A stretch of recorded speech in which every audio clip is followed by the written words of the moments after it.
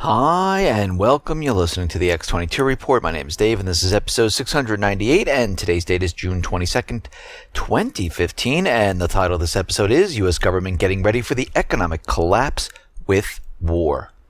Let's get right into the economic collapse news. Now, we made it through the weekend, and Greece is still operating. They're still working on some type of deal. In the last minutes, we see that Greece has made a deal with Russia, a $2 billion euro deal, and this cash might come in handy in helping Greece maybe pay off the $1.5 billion that they owe at the end of June, because as you know, where else are they going to get the funds? Because we can see at this point in time, they are working on a deal with the Troika, IMF, the entire central banking system, the creditors, and they're trying to work out something. I think they're trying to buy some time here until the BRIC system is all completely up and running. They have all the deals with Russia, and eventually they're going to say, okay, we've had enough, we're moving on. But we can see in Greece that the outflows from the Greek banks, totaling about 6 billion euros, has been removed. And we see Monday withdrawals topped 1 billion euros. Capital controls are now in effect, where they only can take about 3,000 euros when they walk into the bank. They can say, okay, I would like to take out 10,000. No, you're not allowed to. You're only allowed to take out 3,000 euros. So there is some type of capital controls in effect right now because they're trying to keep as much cash as they possibly can in the banking system. We see the BBC out there, the economic editor Robert Peston, and he is saying that, Greece is rescued, they're agreeing on a deal, everything is fine once again. And right now, this hasn't really been confirmed. And he believes that Greece's new proposal to balance the government books will break the deadlock with the creditors. They didn't talk about austerity, pensions. They talked about new taxes on businesses, new taxes on the wealthy, some increases in the VAT rate on selected items. And we could see at this point in time that Greece will really not be out of the woods, even if they make a deal. Because all they're going to do is they're going to get another tranche of debt. It will mostly go, just like all the others, to the government to pay off all the creditors. And when that money runs out, because as we know, the unemployment is very high, they don't have the revenue coming in, they're going to be in the same situation. So to the world and to the corporate media and to everyone else out there trying to push this propaganda, they're going to make it seem like everything is fine. Just like they did back in 2008, 2010, 2012, 2014, and now 2015. They continually tell you it's okay as they take on more and more debt and the economy completely falls apart because there is no plan to create jobs to get the country back on its feet, because this is not what the central banking system is all about. It's all about putting them into debt. That's it. And we'll have to watch this situation very carefully because as we saw in the past, every time they tell us there's some type of deal or they're very close, nothing was worked out whatsoever because the Greek government is not doing what the central bankers want, and that is lay more people off, close more businesses, sell more of the natural resources over to the central bankers. That is what they want. And continually accept debt, just like Ukraine. Continually accepting debt. People are out of work. Currency is declining, imploding on itself. The economy is collapsing. But they'll just continually give them more debt because that's what they need. And this is how the banks work. We see here in the United States, what are we seeing? They're telling us that everything is fine. Real estate is booming. Existing home sales spiked to the highest since November 2009. And we can see at this point, April saw houses drop by 3.3%. We see a surge in sales in May of 5.1%, but we have to remember who is buying these homes. The investment companies, the hedge funds who are getting the free money from the Fed. These companies, they're not just buying one or two, they're buying thousands upon thousands of existing homes. to get them off the market, to hold on to them, to rent them. Because when I look around the country, you know what I see? And you can do this too. Just go onto Zillow, go into Northeast, and you can take a top aerial view of what is going on. You will see homes on the market for longer than a month, 2 months, 3 months. They're continually dropping their prices because it's starting to affect everyone. Now, is it happening in every single location all at once? No, that's not how it happens. It happens in select areas, and then it spreads across the country. And I'm seeing it in the Northeast. I'm seeing it in the Southeast. I'm seeing it in the Midwest and out in California. Yes, prices have hit the top. They are coming down. Traffic is drying up. We saw this back in 2006, moving into 2007, and then 2008. Of course, the corporate media and everyone told us that everything is contained, everything is fine, real estate always goes up, we don't see it going down. And what happened? The whole thing fell apart. We're seeing the same exact thing happen right now. I've been looking around the country, and I see people who thought their houses were going to sell in the first 3 weeks. They haven't gotten any traffic. No one's coming to look, and these are nice homes. And they've already lowered their the prices on the house $10,000, $20,000, $30,000. And this will continue. And you have to remember, when we move out of this summer period, people are going to they're going to slow down in looking for a home. Things are going to start to fall apart rapidly. We saw this back in 2008, and we're going to see it once again. A fund manager for one of the largest mutual fund and investment groups in the world, Fidelity, has warned investors right now and savers to keep physical cash and precious metals to protect themselves against a systemic risk. They know what's coming. They realize that this system, the stock market, the housing, the student loan, the automobile industry, the bond market, this cannot be maintained. It's impossible at this point. He believes that the record debt that has been ballooning since the crisis of 2008, due to interest rates being forced down to near zero by central banks, this debt, particularly where mortgages are concerned, would likely become unsustainable when rates rise to realistic levels. He points out that in such an environment, banks would be unable to sustain the losses caused by defaults on unserviceable debt, which would lead to a systemic crisis. Spreadbury is not the first high-profile financial expert to warn of this crisis. We see other people coming out.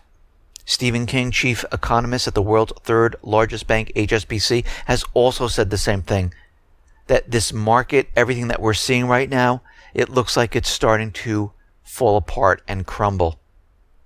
Not just here in the United States, but in the UK, throughout Europe. And they're saying the governments are getting prepared. The banks are getting prepared with their bail-in documents because they realize they cannot go to the government to bail them out. And this is why we saw the European nations who control the European banks tell 11 countries, listen, fall in line. This was Bulgaria, Czech Republic, Lithuania, Malta, Poland, Romania, Sweden, Luxembourg, Netherlands, France, and Italy. Get everything in line for these bail-ins because they are coming. We see in the Eurozone, it is inevitable that the European countries will have to hand over more sovereignty to guarantee the stability of the Eurozone. And this is coming from the 5 presidents of Europe in this new joint report. The 5 leaders stressed that the Eurozone must do more than survive, and that all citizens, companies, and member states must benefit from the euro. And countries will have to hand over their sovereignty. This is what the central bankers want. They want control of all the physical assets of the country. They want control of the countries. because they're giving the countries paper and ink, and they want the real hard assets. And we can see this is what they do to every single one of these countries. And they will not stop until they have it all, because they understand this is where the real wealth is. It's not in the paper and the ink. They create that out of thin air. They make you believe that that's worth something. But they know it's not. They know it's gold. They know it's silver. They know it's land. They know it's oil. They know it's land. They know it's all of that and not paper and ink. And we see these countries trying to raise revenue, tax the people more. They try all these different things. None of it's working. More and more people are being laid off. More and more people don't have a job, which means less and less revenue coming into the government, which means they need more debt. And we're seeing this throughout Europe and here in the United States. And this is where we got Obamacare. And we can see Obamacare was developed to bring in revenue, to have taxes intertwined into Obamacare. This is why we have the penalty. And we knew eventually, of course, as we know, the insurance companies, they help write the bill. And eventually what was going to happen is all of this was going to merge into one insurance company where they all worked together, agreed on prices, maintained control of the entire industry. And this is what we are seeing right now. Obama's dream of a single-payer socialized healthcare is getting closer by the day.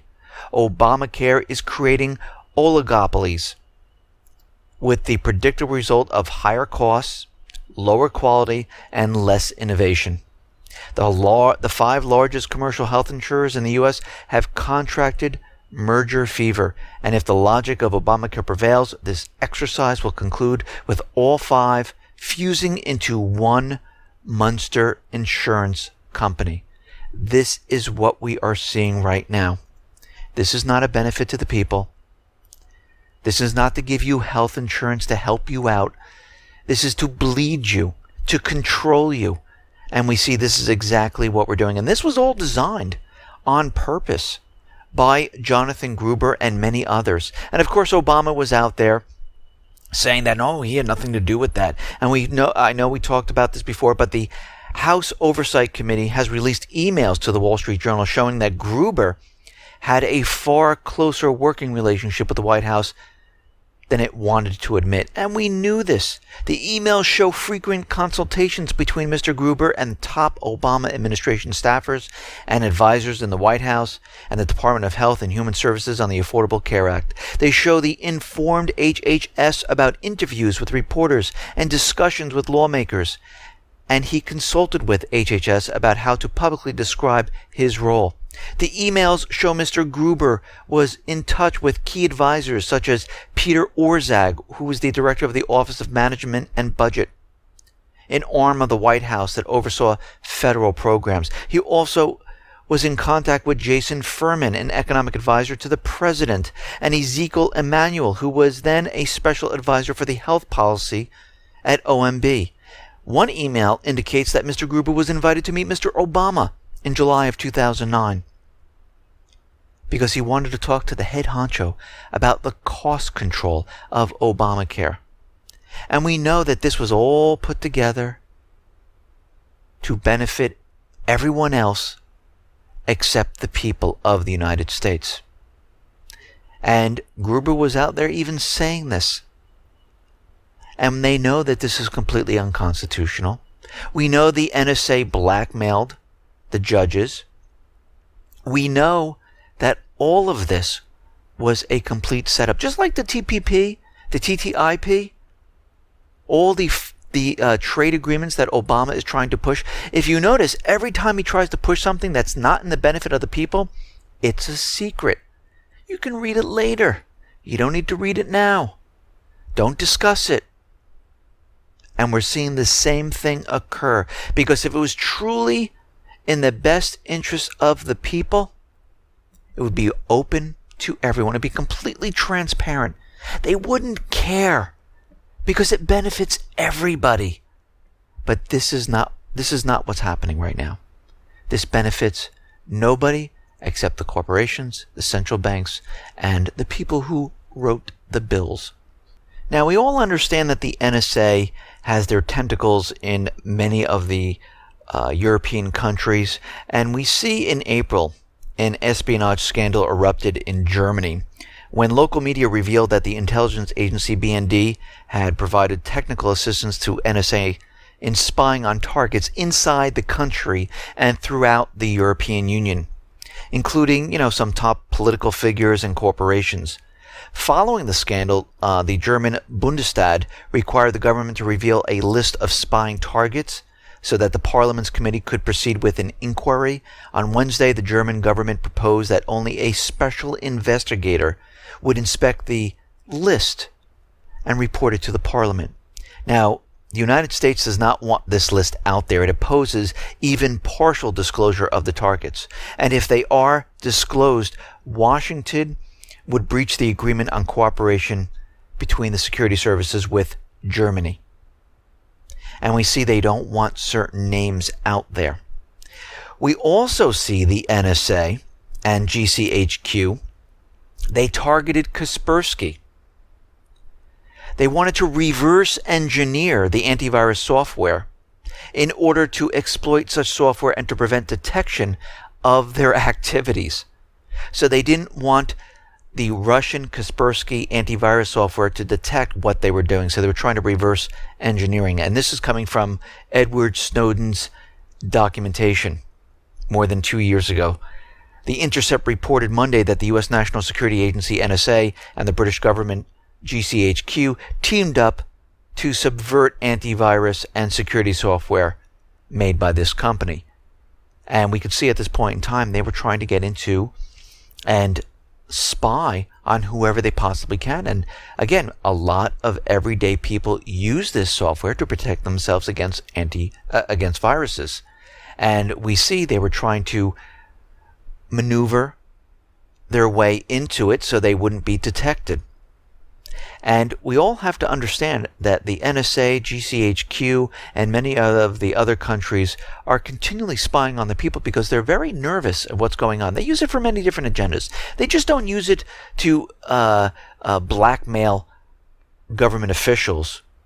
They use it to see what everyone's talking about. They use it to find out what groups are talking about, maybe overthrowing the government. They're spying on the people to get investment ideas. And this is why everyone needs to protect themselves. I mean, I can't say this enough. I mean, use anything you possibly can to protect yourself. Use encryption. Use Startpage, which is a search engine which does it encrypted, or you can use a proxy server where people can't track where you're coming from. Use products like Block It Pocket, which is just a simple sleeve where you can slip your phone in so they don't trace you wherever you go. I mean, it has other added benefits. The material is interwoven with like silver and copper, and it blocks the harmful radiation. You can also use it to block the signals from your credit card so nobody can scan your information. You can keep it in there. You can also use it for the new state licenses that are being issued by DHS that has that RFID chip in there. It will block that signal so you cannot be traced. So there are many good uses, and there are many different things you can do to protect yourself. And this is something that everyone needs to think of and everyone needs to do. So you can go to blockitpocket.com, you can go to startpage.com, you can go to any tutorials teaching you how to encrypt. Actually, you can take a lot of your important files on your computer and you can just encrypt them, where it will set up an encryption with a key, and it'll make it very difficult for the NSA and others to get into your system and to find your important information. And everyone should be doing this. Now, out in Ukraine, we understand the situation is not getting better there. We realize that the Ukrainian government is completely falling apart. They owe a huge payment to Russia, and the IMF is ready and willing to bail them out and send them deeper and deeper into debt. But when we look at the situation with the IMF and Ukraine, we realize that the IMF is violating their own IMF rules. Because under their rules, they have lending restrictions. whose purpose was to reduce the riskiness of the IMF's lending. And what their first rule is the IMF does not lend to nations at war. And right now, Ukraine is at war. They have been with the terrorists. But Ukraine continues being at war against Donbass, even though there is the Minsk II agreement, but the IMF doesn't care. The second rule, the IMF does not lend to nations that are likely to default. And Ukraine is on the verge of defaulting. They have no economy. Their currency is failing. They're at war. Their GDP is in the negative double digits. But the IMF steps in with no problem whatsoever and continually breaks their own rules and lends money to Ukraine because they're under orders from the U.S. government, central bankers, to continually do this. They want that country. They want the southeastern region. They want Crimea. And they need to keep this country operating. And this is why we see Kiev has made their 75 million interest payment on the 3 billion euro bond debt to Russia, thus avoiding their default this time. But they have other creditors, and the IMF, the United States, the ECB continually loan Ukraine more and more, which does not help the economy. It only puts them further into debt. We see a top general, Kolomik, I don't know if I'm pronouncing his name correctly, discovered that the combat readiness of the Ukraine army was very low. People were stressed, and he defected. He switched sides. He went over to the Donetsk Republic, and he left the Ukrainian government. And he says other generals and other high-ranking military officers feel the same way, but they're very nervous because you cannot speak out against what's going on. Most of the people do not want this war in Ukraine. Who wants the war? It's the bankers. The people don't want the war. They don't want to go up fighting against their own people. They could have relatives who are in that area. They don't want to be fighting against them. They're friends. People who live together in peace at one time. It is the central bankers that are continually pushing this. And the U.S., who's behind a lot of this, will continue to help the armed forces of Ukraine until the Russian aggressor leaves Ukraine territory. And this is coming from the U.S. Ambassador, Jeffrey Pyatt. They're going to continually give them aid, training, and we know John McCain is in Ukraine, and this means only one thing. They're getting ready to push war. Because you have to remember they need certain groups to continually push war in there, and we see Ukraine's right sector has rejected the Minsk deal. They are calling for a renewed offensive in East Ukraine. And they're pushing, and they're not waiting. They have already started attacks. They're already getting ready to push another offensive, with or without the government. And what will happen is, as they push this, the government will have no choice but to join in. And it's very interesting that all of this is happening just as McCain visited Ukraine. And we will see something occur very soon in this area, because as we know, the central bankers did not get what they paid for. Now, out in the Black Sea, we see a U.S. Navy warship, USS Laboon. It is going to enter the Black Sea as part of its support mission for the Operation Atlantic Resolve drills, which are intended to counter the alleged Russia threat. The American warship is equipped with 2 Aegis ballistic missile defense systems capable of deploying long-range Tomahawk subsonic cruise missiles, and that will be entering the Black Sea. We know they only can stay there for 21 days because the United States is not a state actor in the Black Sea, and they have to abide by the Montreal Convention, which tells them that they only can stay in there for 21 days, and then the ships have to leave. So we can see ships are moving in and out for these drills. Of course, it's to flex muscle, to show Russia that, yes, we are here, and we're ready for anything Of course, Russia's not doing anything, and this is all propaganda to make everyone think that, yes, Russia is very aggressive. And we know the EU, the US has kept sanctions. They extended the sanctions. So the Russian government right now has submitted proposals to extend the food embargo. They're not adding more food to the embargo. They're just extending the time frame of the food embargo. And again, they're going to continue with this. And this is only going to hurt the European nations. We see Belgium has decided to not block the Russian assets like they said they were going to do. And they're going to unblock the Russian embassy accounts that have been frozen over legal claims by shareholders of the former oil company Yukos. And it looks like some type of agreement was worked out, and they're no longer blocking this. I don't know about France at this point in time. I haven't heard any news if they're going to unblock. Most likely they probably will. We see more and more weapons are headed off to Eastern Europe. The U.S. will provide special operations aircraft and weapons for NATO's Rapid Reaction Force based in Europe. This is coming from Secretary Ash Carter. Washington will continue intelligence, surveillance capabilities, special operations, logistics, transport aircraft, and range of weapons. NATO is beefing up its forces in this area. The U.S. is adding more military assets to this area. This is all in preparation for war. And they're just waiting for that event to kick it all off. And if they can't get a country, if they cannot provoke a country, the United States government central bankers will create some type of false flag event. Of course, they will create it and blame it on the other country or group and say they did it. And this will kick off World War III. We see U.S. is going to station 1,200 special forces in Asia. These are special forces troops in the Asia Pacific to contain China. So we see 60% of the fleet is moving to the Pacific. We see more and more bases are being created to contain China. And we're seeing special force troops are headed off to this region.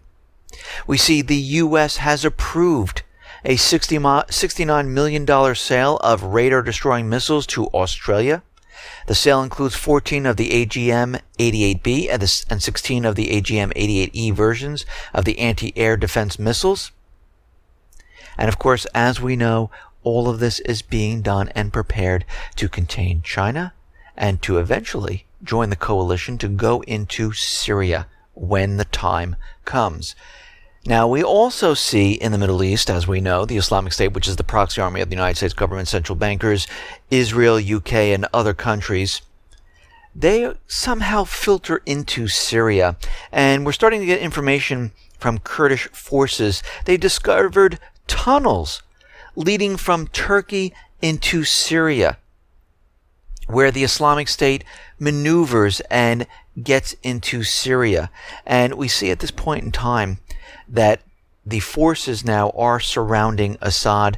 They have forces coming in from the north. They have forces coming in from the east because they've taken a lot of that land. Remember, the United States and the coalition forces, they are acting as the air force to the Islamic State, and they have bombed the infrastructure in this area. They cleared the path, the area, so they can maneuver into the west. And we see, with Israel's help, the Free Syrian Army is making a push towards the north. So they definitely are surrounding. The propaganda is running wild right now, and they are definitely getting ready to make a move in Syria. Just like in Ukraine, we're approaching the August month, and all indicators are definitely pointing to this time period. Now, things can change as we move along. Nothing's written in stone. These are not gods. They're central bankers. They have plans.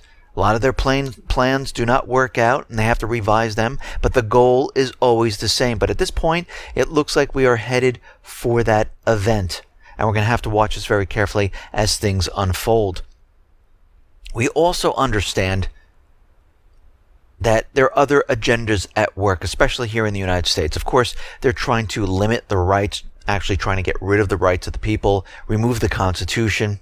We saw another false flag event in Charleston, and as we look into this situation further and further, things are really not making sense. We know the president is pushing gun regulation through executive action. He will do it without Congress. He does not care. He has a pen, he has a paper, and he is getting ready to create more executive orders.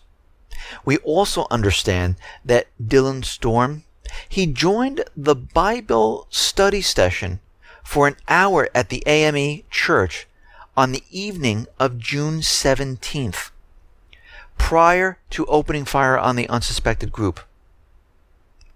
So he shot 9 people, leaving a lone witness alive so she could tell the story of what happened. And what's very interesting about this is that he was such a great shot, there was no one injured. Everyone was shot dead, which is very, very interesting. Strangely, at the beginning of the manifesto linked to Roof, there is, of course, a reference to death of Trayvon Martin and the Zimmerman trial. And they're trying to create this into a race war. Now, we looked at this manifesto and the site, it was on the last Rhodesian, and things don't make sense. It was created back in February 9th of 2015. The Wayback Machine, as we've shown in Saturday's report, it shows 5 snapshots only on June 20th. There was no other snapshots of this website existing, because as soon as there's a website that's put up, the Wayback Machine comes over, takes a snapshot. Under Google, only 2 pages are crawled, the homepage and his manifesto, nothing else. But when we look at the source code of the website, we find out very interesting things. We find out that this site was created by Parallels Presence Builder, and the domain was registered in Russia. Why in the world would Dylan Roof register the website in Russia? And what's also very interesting, on the homepage of this site is a dead body with a Nazi symbol. So all of this seems not to be making sense, especially this Russian thing. Why wouldn't he go to GoDaddy? Why wouldn't he go to HostGator? Why wouldn't he go to any of the popular domain registering sites and hosting companies? Why did he pick, or whoever put this up, pick Russia? So something doesn't fit right here. And why was this website created this year, but there was no site, just a domain purchase? And why was the snapshots only taken on the 20th? And what's even more interesting about this entire thing is that there was an active shooter drill at the same time. This was taking place on June 19th in Charleston, South Carolina. So this was through DHS. So it seems at this point in time, when we put all of these dots and we draw the marks to all these dots, it's starting to look like this was a complete setup, which we kind of knew, to push certain agendas. This is what we're seeing right now. And this is why the president came right out there and pushed gun control. They didn't look at that he was on drugs. They didn't look at, where did this person come from? They didn't look at anything. All they're looking at is one thing, and that is their agenda: push race wars. Because if you notice through the corporate media, they're not saying, oh, we need peace, we need to get along. All you hear is race war, black and white, hate crimes. That is it. That's what they're pushing. Then, on the other hand, they're pushing gun control. They're going after handguns now, just like they went after assault rifles. They're doing whatever they possibly can to push the agendas, to get the things they need done before this entire system collapses. Because they know if the American people are unarmed, it is much easier to control them. And if you noticed, most of all of these mass shootings are those people who are taking some type of prescription medication, SSRIs. If you notice, a lot of these mass shooters have some type of connection with the FBI, and they become patsies for the FBI. We see it with the Islamic State, where they're saying they're capturing all these people, and we know, no, these are people where the FBI had some type of middleman that worked with this person, set them up, and we see the same things occurring with these false flag shooters. And if you notice, all of these false flag shooters all seem to look the same. They're all very young. They're all a little mentally unstable. They're on medication. These are perfect candidates for the FBI to make these people do things they normally wouldn't do. And this is exactly what we're seeing. Listen, everyone, thanks a lot for listening. Be well, be safe, and especially be prepared. Thanks a lot.